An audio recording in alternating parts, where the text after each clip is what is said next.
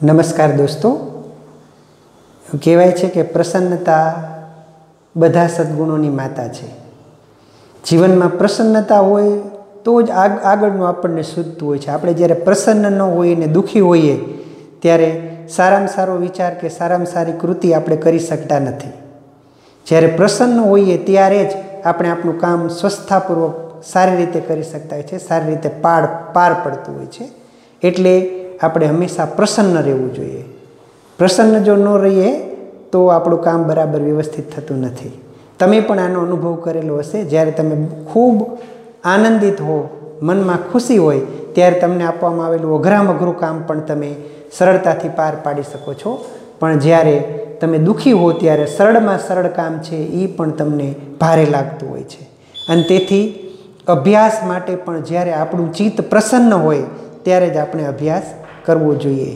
अने एना माटेनो आपणे प्रयत्न करवो जोईए कि ज्यारे आपणे अभ्यास करीए त्यारे प्रसन्न रही सकीए, खुश रही सकीए। तमे सदैव प्रसन्न रहो तेवी शुभेच्छा साथे आपणे आपणुं आजनुं काम छे ते शरू करीए। दोस्तों, आजनो आपणो अभ्यास रहेशे ओहमना नियमनी चकासणी करवी। प्रवाह कई कई बाबतो पर आधार राखे छे ते जोवुं अने वाहकनी अवरोधकता अने तेनो एकम एना विशेनी वात आजे आपणे करवाना छीए। तो दोस्तों, गई काले आपणे ओहमनो नियम जोयो तो आ बाबतनी तमने खबर छे। ओहमनो नियम कहे छे कि निश्चित तापमाने वाहकमांथी वहेतो विद्युत प्रवाह वाहकना बे छेड़ा वच्चेना विद्युत स्थितिमानना तफावतना समप्रमाणमां होय छे। एना आधारे आपणे आ सूत्र मेळव्युं हतुं। आ नियम जेम शाब्दिक स्वरूप छे एमां गणितिक स्वरूपमां आपणने आटलुं ज कहेवा मांगे छे कि I is proportional to V।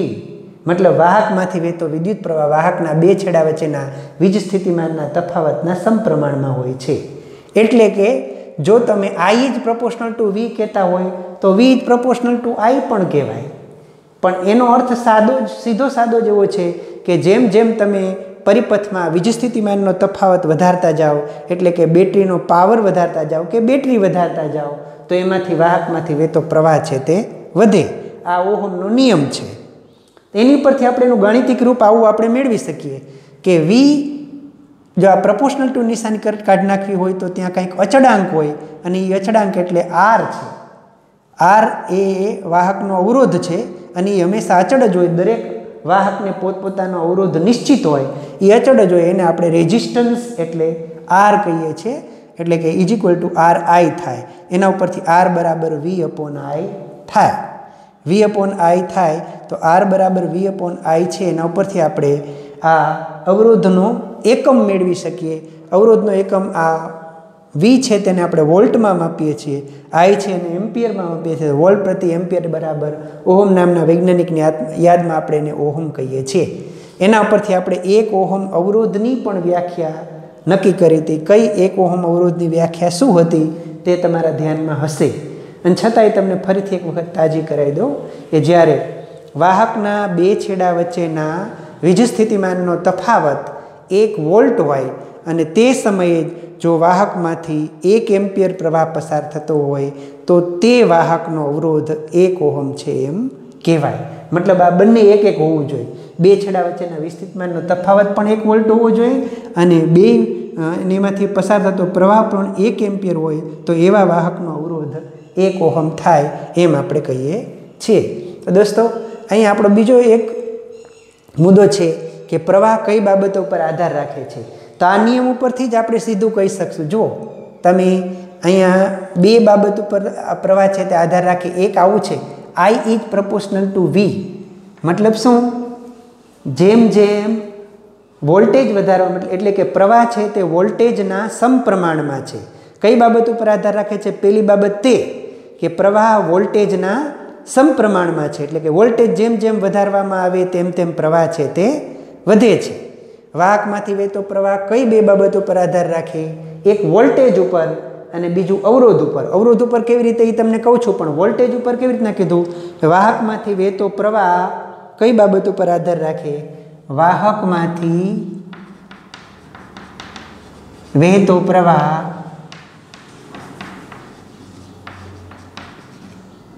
वोल्टेजना સમપ્રમાણમાં હોય છે.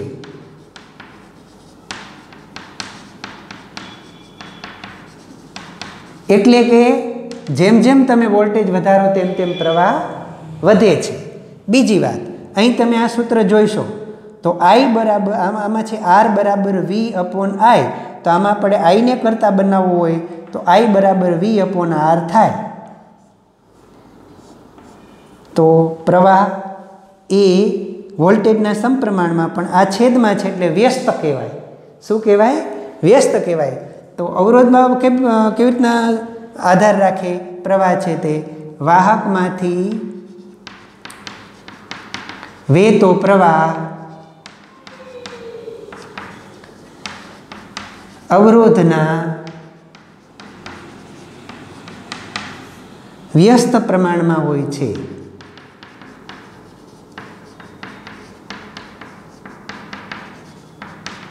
એટલે કે જો તમે વાહકમાં અવરોધ વધારો ને તો પ્રવાહ ઘટી જાય અને અવરોધ ઘટાડો તો પ્રવાહ વધી જાય. બરાબર ને? એટલે કે પ્રવાહ રહ્યો તે અવરોધના વ્યસ્ત પ્રમાણમાં અને વોલ્ટેજના સમપ્રમાણમાં છે. એ બે બાબત આપણે અહીંયા એક આ જાણવાની હતી. એ આ સૂત્ર ઉપરથી આપણને ખબર પડે. સૂત્ર આપણી પાસે હતું એટલે ત્યારે પહેલાં આપણે આ મુદ્દાની ચર્ચા કરી છે. પણ જ્યારે આપણે પ્રયોગશાળામાં ઓહમનો નિયમ ચકાસવો હોય તો એની ચકાસણી કેવી રીતે થઈ શકે એના માટેની વાત આપણા માટે મહત્ત્વની છે. ઘણી વખત આ પ્રશ્ન આપણને 4 માર્કમાં પૂછે છે પણ ખરો કે ઓહમના નિયમની ચકાસણી કરવી. દોસ્તો, પ્રયોગશાળાની અંદર કોઈ પણ પ્રયોગ તમે કરતા હો તો એ પ્રયોગ માટે તમારે કેટલીક વસ્તુઓ ધ્યાનમાં રાખવી પડે. પ્રયોગમાં મૂળભૂત શું હોય? કેટલીક બાબતો હોય. કઈ કઈ? હેતુ છે, સાધનો છે, પદાર્થો છે, આકૃતિ છે, પદ્ધતિ છે, અવલોકન છે ને નિર્ણય છે. આવું છે. પ્રયોગ હોય તો એની અંદર આટલી બાબત આવે. પ્રયોગ હોય તો કઈ કઈ બાબત? હેતુ હોય, એમાં કયા કયા સાધનો વાપરીએ છીએ તે સાધનો આવે, પછી આકૃતિ આવે, પછી પદ્ધતિ આવે,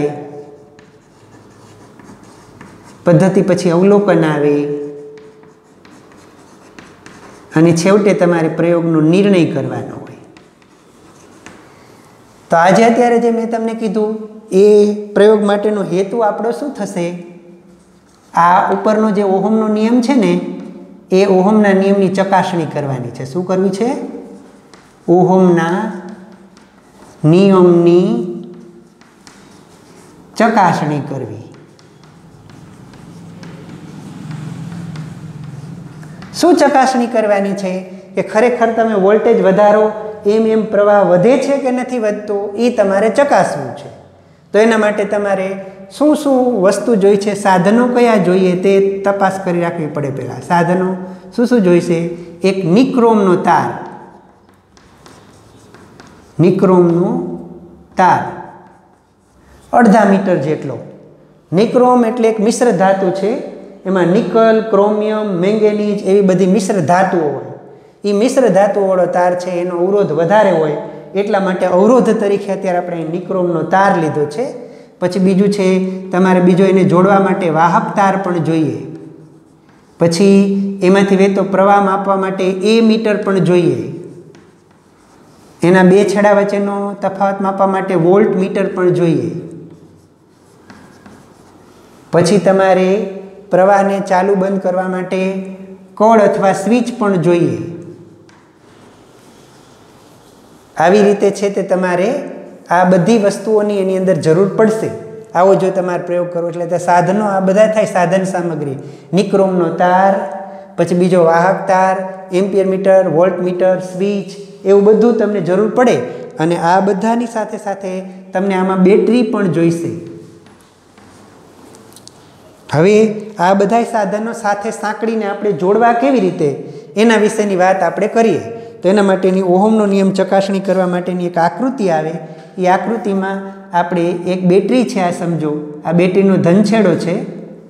બેટરી હોય તો એક કોષ ન હોય પણ 2-3 કોષ સાથે હોય એટલે આપણે આવી એક બેટરી લઈ છીએ જેમાં આપણે 3 સેલ અત્યારે જોડ્યા છે. બરાબર? પણ ચલિત બેટરી હોય. આમાં તમારે વોલ્ટેજ બદલવા હોય તો બદલી શકે તેવા પ્રકારની એક આ બેટરી છે. આમ આપણે નિશાન કરીએ એટલે ચલિત બેટરી થાય. એમાં આપણે વાહક તાર વડે બેટરીનો આ ધન છેડો છે, એ ધન છેડામાંથી આપણે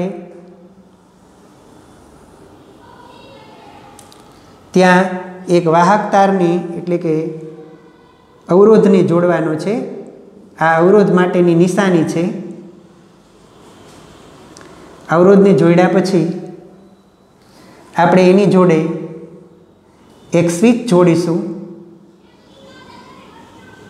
અને એનો બીજો છેડો અહીંયા આપણે આ ઋણ ધ્રુવ સાથે બેટરીના ઋણ ધ્રુવ સાથે જોડી અને પરિપથ પૂરો કરશે તો એક આ સાદો પરિપથ થયો. હવે આ સાદા પરિપથમાંથી આપણે એમાંથી વહેતો પ્રવાહ માપવો છે. પ્રવાહ અહીંથી આ બાજુ રીતે આમ જતો હશે, પણ આખા પરિપથમાંથી વહેતો પ્રવાહ માપવો હોય તો જે સાધન આપણે વાપરીએ પ્રવાહ માપવા માટેનું સાધન કયું થાય? એ મીટર થાય. તો એ મીટરને એ મીટરમાંથી પણ બધો પ્રવાહ પસાર થઈને નીકળવો જોઈએ તો આપણને એની અંદરનો પ્રવાહ છે તે મળે. એટલે એ જો આપણે આની અંદર પ્રવાહ માપવો હોય તો એને આની સાથે એ મીટરને આની સાથે શ્રેણીમાં જોડવું પડે. એટલે અહીં જોડો કે અહીં જોડો કે અહીં જોડો, પણ આને જોડવું પડે ક્યાં? શ્રેણીમાં. એટલે આપણે અહીંયા એક એ મીટર જોડી દેવાનું. ધ્યાન રાખવાનું કે વાહકમાંથી વહેતો પ્રવાહ માપવા માટે એમ્પિયર મીટરને હંમેશા શ્રેણીમાં જ જોડવું પડે અને શ્રેણીમાં જોડો તો જ એમાંથી બધો પ્રવાહ છે તે પસાર થાય અને આપણને અવલોકન બતાવતું હોય. પછી વાહકના બે છેડા વચ્ચેના વીજ સ્થિતિમાનનો તફાવત એ કેટલો છે, અથવા આ અવરોધના બે છેડા વચ્ચેના વીજ સ્થિતિમાનનો તફાવત કેટલો છે એ માપવા માટે વોલ્ટમીટર વપરાય. એટલે વોલ્ટમીટરને એની સાથે આપણે સમાંતર જોડવું પડે. એના બે છેડા બેટરીની હારે આવે. અહીંયા બે જોડી દો આમ તોય ચાલે. અહીંથી અહીં વોલ્ટમીટર આમ જોડ્યું હોય ને તોય ચાલે. બે છેડા વચ્ચે જોડવું પડે એટલે વોલ્ટમીટર આપણે આવી રીતે આમ જોડ્યું છે. આ આપણા માટે એક પરિપથ થયો. શું? આકૃતિમાં દર્શાવ્યા પ્રમાણે વાહક તારના અવરોધને બેટરીના બે છેડા સાથે અને સ્વિચ સાથે જોડી પરિપથ પૂરો કર્યો છે. પણ વાહકમાંથી વહેતો પ્રવાહ માપવા માટે એમ્પિયર મીટરને આપણે શ્રેણીમાં જોડ્યું છે અને વાહકના બે છેડા વચ્ચેના વિસ્થિતિમાનનો તફાવત માપવા માટે વોલ્ટમીટરને આપણે સમાંતર જોડેલું છે. અને આ રીતે આપણે પરિપથ જોડી અને આ એક પ્રયોગમાં આટલું આપણે પૂરું કર્યું છે. હવે જુઓ, આમાં તમારે વારાફરતી બેટરી બદલતા જવાની. બેટરી બદલતા જવાની એટલે શું? પહેલાં એક જ કોષ જોડવાનો અને એની અંદરથી એમ્પિયરને વોલ્ટેજ બે માપવાના, પાછો વળી બીજો કોષ જોડવાનો, વળી એમ્પિયરને વોલ્ટેજ માપવાના, ત્રીજો કોષ જોડવાનો, એમ્પિયરને વોલ્ટેજ માપવાના અને આવું અવલોકન કરતા જવાનું.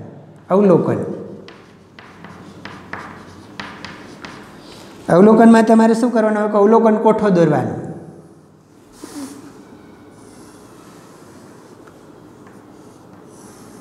એમાં એક ક્રમનું ખાનું રાખવાનું.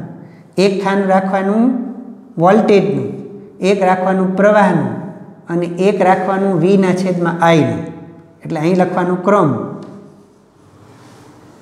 અહીં રાખવાનું વોલ્ટેજ, અહીં રાખવાનું પ્રવાહ અને અહીં એક આવું રાખવાનું V/I. એટલે કે આ જેમ આપશું એ શું થશે? R થશે. સીધો હારે આપણને R પણ મળતો જાય.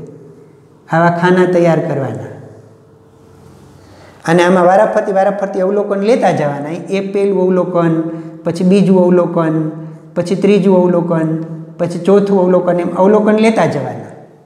દાખલા તરીકે પહેલાં છે તે તમે 1.5 વોલ્ટની બેટરી અહીં જોડી તો 1.5 વોલ્ટ, ત્યારે સમજો કે અહીંયા પ્રવાહ છે તે 0.1 એમ્પિયર છે. વળી બીજી 1.5 વોલ્ટની બેટરી જોડો એટલે શું થાય? 3 વોલ્ટ થાય. 3 વોલ્ટ થાય ત્યારે સમજો કે અહીં 0.2 છે. પછી ત્રીજી એક 1.5 વોલ્ટની બેટરી જોડો એટલે 4.5 વોલ્ટ થાય. ત્યારે અહીં સમજો 0.3 છે. અહીં ચોથી બેટરી જોડો, હજી આની અંદર 1.5 વોલ્ટ ઉમેરો એટલે કેટલા થાય? 6.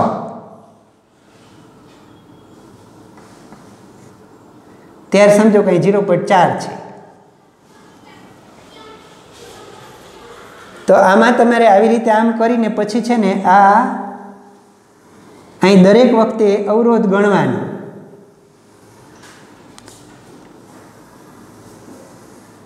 આવા જ આંકડા હોય એવું નહીં. આ તો મેં તો સરખા આવે એવી રીતે એટલા માટે આવા આંકડા કર્યા છે. પણ આ પ્રયોગ કરીને દર વખતે જોતા જવાનું. એક પહેલી વખત છે તે તમારે બેટરી જોડી અને વોલ્ટેજને એમ્પિયર બે માપવાના, બીજી વાર વળી માપવાના, ત્રીજી વાર વળી માપવાના, ચોથી વાર વળી ચોથી બેટરી જોડો ત્યારે પણ માપવાના. અને આ રીતે માપતા જાઓ તો અહીં તમે ગણતરી કરશો તો તમને ધ્યાનમાં આવે. જો 1.5ના છેદમાં 0.1 કરો એટલે કેટલા થશે? 1.5 ભાગ્યા 0.1. ઉપર નીચે બે 10 વડે ગુણો તો પોઈન્ટ નીકળી જાય ને. આનો પોઈન્ટ કાઢવા માટે ઉપર 10, આનો પોઈન્ટ કાઢવા માટે નીચે 10. બરાબર. તો આ શું થયું? 15ના છેદમાં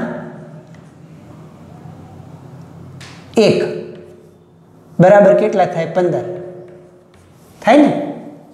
તો આનો જે તમે ભાગાકાર કરશો અહીંયા અવરોધની કિંમત કેટલી આવશે? 15. આ 30 છે અને એને ભાગ્યા 2 એટલે આ પણ કેટલા આવશે? 15. મેં આ તો હરખું આવે એવી રીતે કર્યું છે. 15 તરી 45 એટલે અહીં પણ કેટલા આવશે? 15. 15 ચોખ્ખું 60 એટલે અહીં પણ કેટલા આવશે? 15. દરેક વખતે આ આંકડો રહ્યો ને એ તમારે સરખો રહેવાનો. એવી જ રીતે અવલોકન આવશે એ તમારે અવલોકન નોંધતા જવાનું. આવું રીતે અવલોકન નોંધશો તો તમે ઓહમનો નિયમની ચકાસણીની ખબર પડશે. ઓહમનો નિયમ આપણને શું કહે છે? ઓહમનો નિયમ આપણને એમ કહે છે કે જેમ જેમ વોલ્ટેજ વધારો એમ પ્રવાહ વધે છે. તો આ વોલ્ટેજ 1.5 હતા ત્યાં 0.1 થયું, 3 કર્યા ત્યારે 2 થયું, 4.5 કર્યા ત્યારે 3 થયું, 6 કર્યા ત્યારે 4 થયું. તો દરેક વખતે વધ્યું. તો આ આપણે પ્રયોગશાળામાં ચકાસણી કરી કહેવાય કે ભાઈ સાચી વાત છે. ઓહમ આપણને કહેતો તો તે બરાબર છે કે નિશ્ચિત તાપમાને વાહકમાંથી વહેતો વિદ્યુત પ્રવાહ વાહકના બે છેડા વચ્ચેના વીજ સ્થિતિમાનના તફાવતના સમપ્રમાણમાં છે. એટલે કે તમે જેમ જેમ આની અંદર વોલ્ટેજ વધારતા જાઓ તેમ તેમ આની અંદર પ્રવાહ વહે છે. હવે આવું કર્યા પછી તમે અહીંયા જે આટલી વાત તમારામાં પૂરી થઈ. આકૃતિ પદ્ધતિ લગીની પદ્ધતિ મેં તમને કીધી. પદ્ધતિ શું? પદ્ધતિ આપણે આમાં શું કરી? કેમ કર્યું? એક અવરોધ R ને બેટરીની ચલિત બેટરી સાથે જોડી અને સ્વિચ જોડીને પરિપથ પૂરો કર્યો છે. એમાંથી વહેતો પ્રવાહ માપવા માટે એમ્પિયર મીટરને શ્રેણીમાં અને વોલ્ટ મીટરને આપણે સમાંતર જોડેલું છે. આટલું જ લખવાનું. અને પછી વારાફરતી બેટરી છે તે એના વોલ્ટેજ વધારતા જઈએ અને સામે પ્રવાહ છે તે નોંધતા જઈને અવલોકન નોંધતા જવાનું છે. તો આવું અવલોકન નોંધીને તમે એક આવો પ્રયોગ આમ કરશો, આમ આલેખ દોરશો V વિરુદ્ધ I નો. આમ અહીં બધા V લેવાના, અહીં બધા I લેવાના. અહીં 0 છે તો અહીં સમજો કે અહીં 1.5 વોલ્ટ છે, 1.5, પછી 3, પછી 4.5, પછી 6 એવા 1.5 લઈ શકાય ને. એવું લઈ શકાય. નહીંતર 1, 2, 3, 4, 5 એમ લેવા હોય તો પણ લઈ શકાય. પછી આ બાજુ 0.1, 0.2, 0.3, 0.4 આવું લઈને તમે આલેખ દોરશો ને તો આ આલેખ ઉગમ બિંદુમાંથી પસાર થતી એક સુરેખા મળશે. એટલે V વિરુદ્ધ I નો આલેખ કેવો આવે? હંમેશા સુરેખા આવશે. આ ઓહમના નિયમનો પ્રયોગ કરીને આ જોઈશો તો V વિરુદ્ધ I નો આલેખ હંમેશા સુરેખા આવશે. અને V ના છેદમાં I છે ને હંમેશા અચળ રહેશે. એટલે કે અવરોધ દર વખતે અચળ રહે. આ સુરેખાલેખનો ઢાળ આમ કરીને આમ કરો ને tan θ લઈને તો એની 15 જ કિંમત આવે. એટલે સુરેખાલેખનો ઢાળ છે તે કેવો મળે? અચળ મળે. આમ આ પ્રયોગની તારવણી અથવા છેલ્લે આ અવલોકન કર્યું અને અવલોકન પછી નિર્ણય શું આવે? નિર્ણય આપણે જે સમજવાનું છે તે જ. એટલે કે હેતુ હતો તે જ. આપણો શું હેતુ હતો ઓહમના નિયમની ચકાસણી કરવા માટે? કે વાહકમાંથી વહેતો વિદ્યુત પ્રવાહ વાહકના બે છેડા વચ્ચેના વિસ્થિતિમાનના તફાવતના સમપ્રમાણમાં હોય છે. એક તો એના નિર્ણયની અંદર એક એવડું આવે કે જેમ જેમ વોલ્ટેજ વધારવામાં આવે તેમ તેમ પ્રવાહ વધે છે.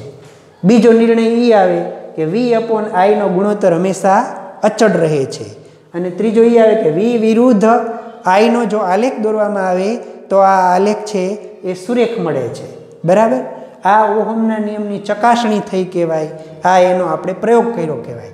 એટલે આમાં કાંઈ બહુ મોટી વાત કે બહુ મોટું તમને ન સમજાય એવી વાત છે નહીં. બરાબર. પણ આ બધી વસ્તુઓ ધ્યાનમાં રાખવાની.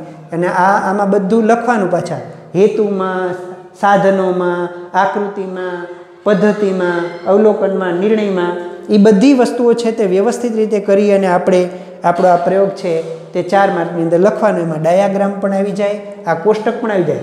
ધ્યાન રાખજો, કોષ્ટકમાં તમે દરેક વખતે આ આંકડા નહીં લખો તો ચાલશે. આંકડા સિવાય પણ ખાલી આટલું તમને યાદ હોય ને એટલું લખી નાખવું હોય તોય ચાલે. અહીં XYZ એવું કરી નખાય. વળી પાછી XYZ પછી બીજું કોઈ પણ X1 Y1 તોય Z, X2 Y2 તોય Z એવું તમે કરી શકો અને એના આધારે તમે આ ઓહમના નિયમની ચકાસણી કરી શકો. આટલી વાત તમને ધ્યાનમાં આવી? બરાબર છે. તો આ થઈ ઓહમના નિયમની ચકાસણીની વાત. અને હવે આપણે વાત કરીએ અવરોધકતાની.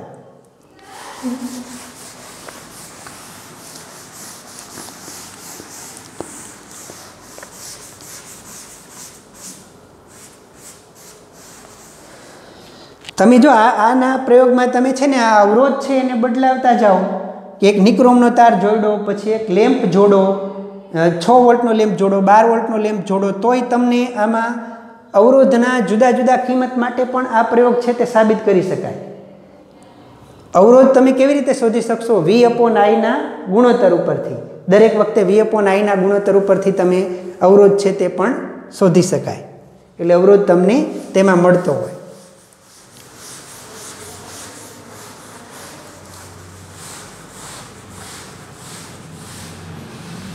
વાહકની અવરોધકતા.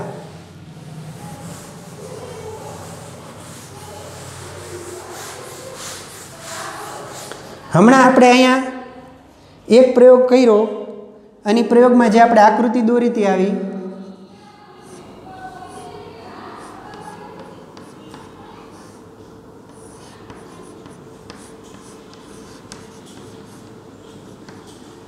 જે આપણે આકૃતિ દોરી, એ આકૃતિની અંદર તમે જોઈ શકો અહીંયા તમારે પહેલાં એક કોઈ L લંબાઈનો તાર જોડો. આવું કરો, L લંબાઈનો તાર.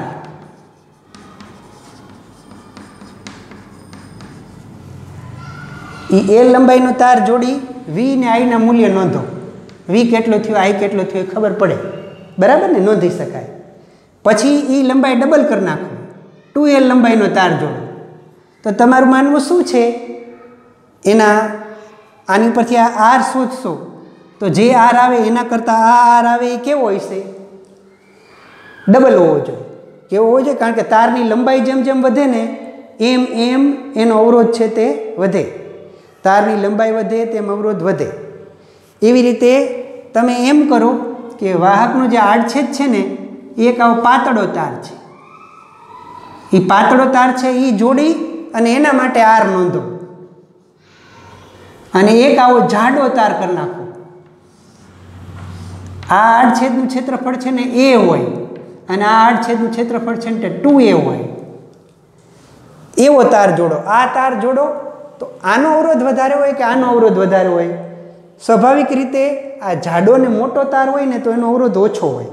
પાઇપ નાનો હોય તો એની અંદર અવરોધ વધારે નડે, પણ પાઇપ મોટો હોય ખૂબ પાણી વહેવા માટેનો તો એની અંદર અવરોધ ઓછો હોય. એવું જ બરાબર આમાં પણ થાય કે જો આડછેદનું ક્ષેત્રફળ ઓછું હોય, આડછેદનું ક્ષેત્રફળ ઓછું હોય તો અવરોધ વધારે હોય, આડછેદનું ક્ષેત્રફળ વધારે હોય તો અવરોધ છે તે ઓછો હોય. આ બાબત આપણે ધ્યાનમાં રાખવાની. આવી રીતે તમે જોડ્યા હોય તાર અને આ જો પ્રયોગ કરો તો આવા પરિણામ પણ તમને મળી શકે કે આ તાર કરતાં આ તારમાં અવરોધ વધે, એમ આ તાર કરતાં આ તારમાં અવરોધ ઘટે. એનો મતલબ એમ થયો કે જો વાહકનો અવરોધ છે ને એ કઈ કઈ બાબત ઉપર આધાર રાખે? આમ જો કોઈ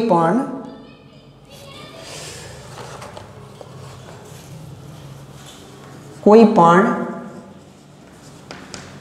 વાહકનો અવરોધ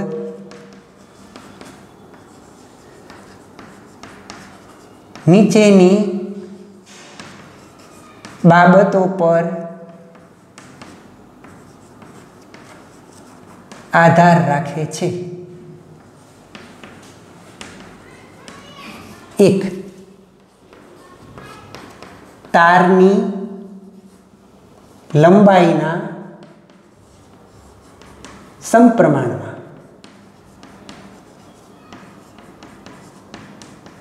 એટલે કે તારની લંબાઈ વધે તો અવરોધ વધે, તારની લંબાઈ ઓછી હોય તો અવરોધ ઓછો હોય. બરાબર છે. બીજું, તારના આડછેદના ક્ષેત્રફળના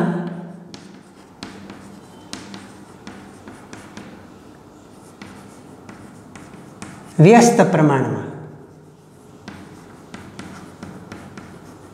તમને ખબર છે કે વ્યસ્ત પ્રમાણ કોને કહેવાય? એક વધે તો એક ઘટે. આડછેદનું ક્ષેત્રફળ વધે તો અવરોધ ઘટે, આડછેદ ક્ષેત્રફળ ઘટે તો અવરોધ વધે. એવું આડછેદના વ્યસ્ત પ્રમાણમાં હોય. બીજી બે બાબતો છે પણ એ અત્યારે આપણે ગણવા માટે આપણને નડશે નહીં. છતાંય તમને કહું કે તારનો વાહક તારનો અવરોધ છે ને એ તાપમાન ઉપર પણ આધાર રાખે. તાપમાનના સમપ્રમાણમાં. જો તમે છે ને તાપમાન વધારો કોઈનું તો એની અંદરના અણુ છે ને ગતિ કરવા માંડે. અંદરના અણુ ગતિ કરે તો ઇલેક્ટ્રોનને દોડવામાં તકલીફ પડે, વધારે ભટકાવવું પડે. એટલે જેમ જેમ તમે એનું તાપમાન વધારો એમ અવરોધ વધે. તાપમાન વધારો તેમ શું થાય? અવરોધ વધે. એટલે તાપમાનના સમપ્રમાણમાં છે. અને ચોથી એક વાત છે પણ એ અત્યારે આપણે ગણતરીમાં ઊંઘ નહીં આવે. દ્રવ્યની જાત પર. દ્રવ્યની જાત પર. દ્રવ્યની જાત એટલે શું? દાખલા તરીકે તાંબુ હોય તો એનો અવરોધ ઓછો હોય, એ એક જુદા પ્રકારનું દ્રવ્ય થયું. એલ્યુમિનિયમ હોય તો એના કરતાં ઓછો હોય. પણ તમે નિક્રોમનો તાર લ્યો તો એનો અવરોધ કેવો થાય? વધારે થાય. એનો અવરોધ વધારે હોય. પછી કાગળ, કાપડ, કાચ એના બધાના અવરોધ છે તે પણ કેવા હોય? વધારે હોય. એટલે તો એ બધા અવાહક છે. સુવાહકો છે એના અવરોધ ઓછા હોય, અવાહકો છે એના અવરોધ વધારે હોય. એટલે આ ચાર બાબત ઉપર વાહકનો અવરોધ આધાર રાખે છે. પહેલું, તારની લંબાઈના સમપ્રમાણમાં. લંબાઈ વધે તો અવરોધ વધે, લંબાઈ ઘટે તો અવરોધ ઘટે. તારના આડછેદના ક્ષેત્રફળના વ્યસ્ત પ્રમાણમાં. એટલે આડછેદનું ક્ષેત્રફળ વધારે હોય તો અવરોધ ઓછો, આડછેદનું ક્ષેત્રફળ ઓછું હોય તો અવરોધ વધારે. તાપમાન ઉપર પણ આધાર રાખે. પણ એ અત્યારે આપણે આ ગણતરીમાં જે આ અવરોધકતા ગણવી છે ને એની અંદર નહીં આવે. તાપમાન વધે તો અવરોધ વધે, તાપમાન ઘટે તો અવરોધ ઘટે. એમ દ્રવ્યની જાત ઉપર પણ આધાર રાખે. જુદા જુદા તારની અવરોધકતા છે તે અલગ અલગ હોય, જુદી જુદી હોય. એના પરથી જો અહીંયા આપણે હવે આ બે બાબત ઉપરથી આપણે ગણતરીની રીતે વાત કરવી હોય તો આપણે આવી રીતે આમ વાત કરી શકીએ. તમે અવરોધકતાની બાબતમાં આવું કીધું કે ભાઈ વાહક તારનો અવરોધ R is proportional to L. પેલી બાબત લખીને ઉપરથી વાહક તારનો અવરોધ એ તારની લંબાઈના સમપ્રમાણમાં હોય છે. આને આપણે સમીકરણ નંબર 1 કહીએ. એ જ રીતે વાહક તારનો અવરોધ છે ઇઝ પ્રપોર્શનલ ટુ 1/A. એ એટલે તારના આડછેદનું ક્ષેત્રફળ.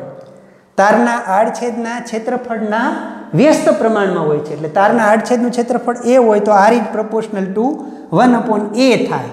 તો આ બીજું સમીકરણ થયું. તો આપણે આમ લખીએ, સમીકરણ 1 અને 2 પરથી આપણે આવું લખી શકીએ કે R is proportional to L divided by A. Lના છેદમાં A. એટલે કે વાહક તારનો અવરોધ તારની લંબાઈના સમપ્રમાણમાં અને તારના આડછેદના ક્ષેત્રફળના વ્યસ્ત પ્રમાણમાં હોય.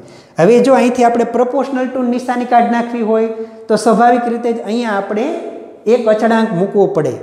એને તારના દ્રવ્યની અવરોધકતા કહેવાય. તો ધેરફોર અહીંયા આપણે આમ લખીએ કે R ઇઝ ઇક્વલ ટુ, આ છે એ રો છે. શું છે? રો. આનું નામ છે રો. ગ્રીક મૂળાક્ષર છે રો. આ રો છે ને એને તારના દ્રવ્યની અવરોધકતા કહેવાય. તો rho L divided by A.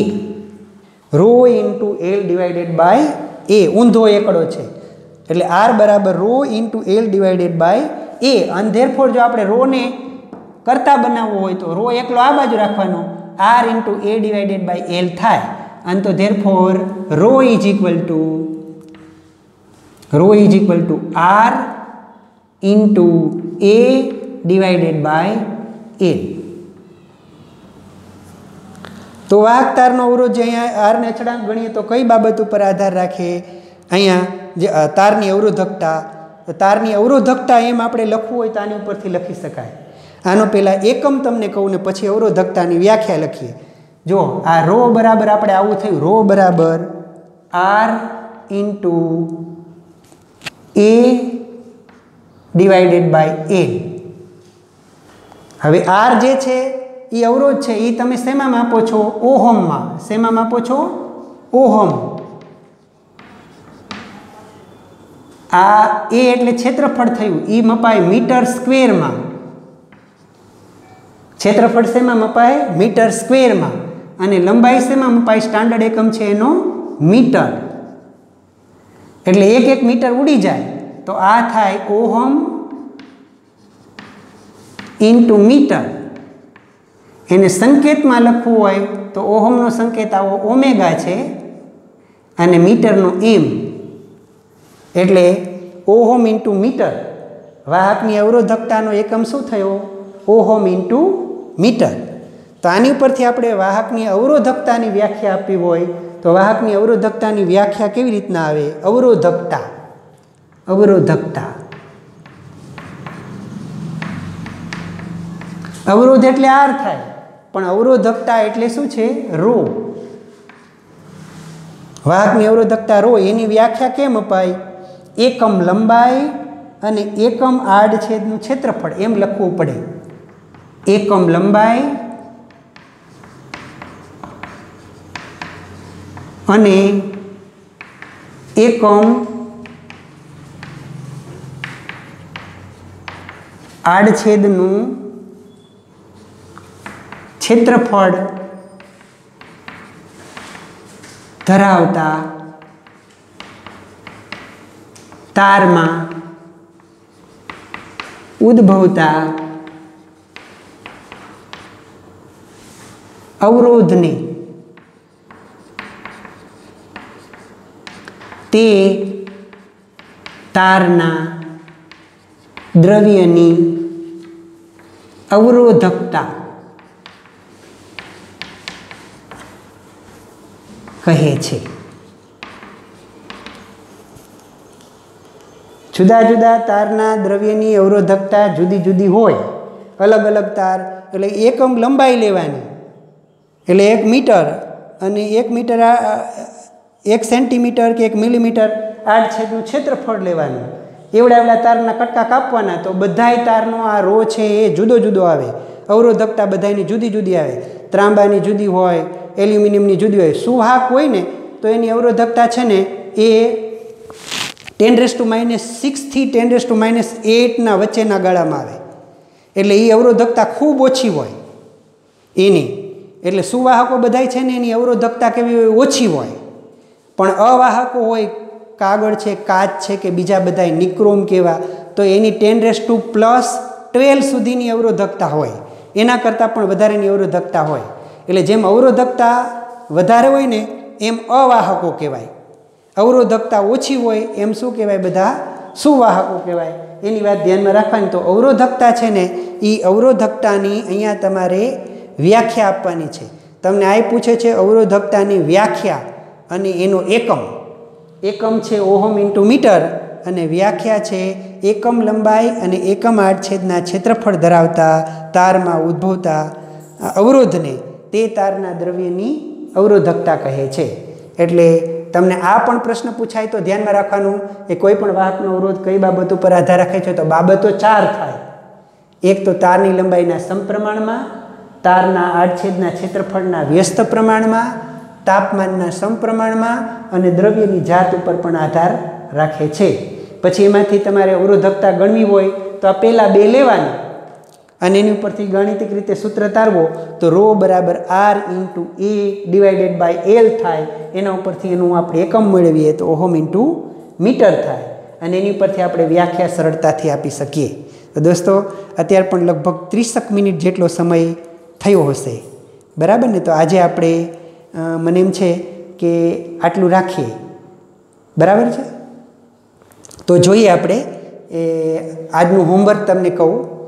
તમારા આજના હોમવર્કમાં લખવાનું છે ઓહમના નિયમની ચકાસણી કરવાનો પ્રયોગ વર્ણવો. ઓહમના નિયમની ચકાસણી કરવાનો પ્રયોગ વર્ણવો. એક તે. બીજું, વાહકમાંથી વહેતો પ્રવાહ કઈ કઈ બાબતો પર આધાર રાખે છે? ત્રીજો પ્રશ્ન, વાહકનો અવરોધ કઈ કઈ બાબતો પર આધાર રાખે છે? અને છેલ્લો પ્રશ્ન, વાહકની અવરોધકતા એટલે શું? વાહકની અવરોધકતા એટલે શું તેનું સૂત્ર તારવો અને એકમ જણાવો. વાહકની અવરોધકતા એટલે શું તેનું સૂત્ર તારવો અને એકમ જણાવો. દોસ્તો, આજે આપણે આટલું રાખીએ. ફરી પાછા મળશું આવતીકાલે. ત્યાં સુધી તમને નમસ્કાર.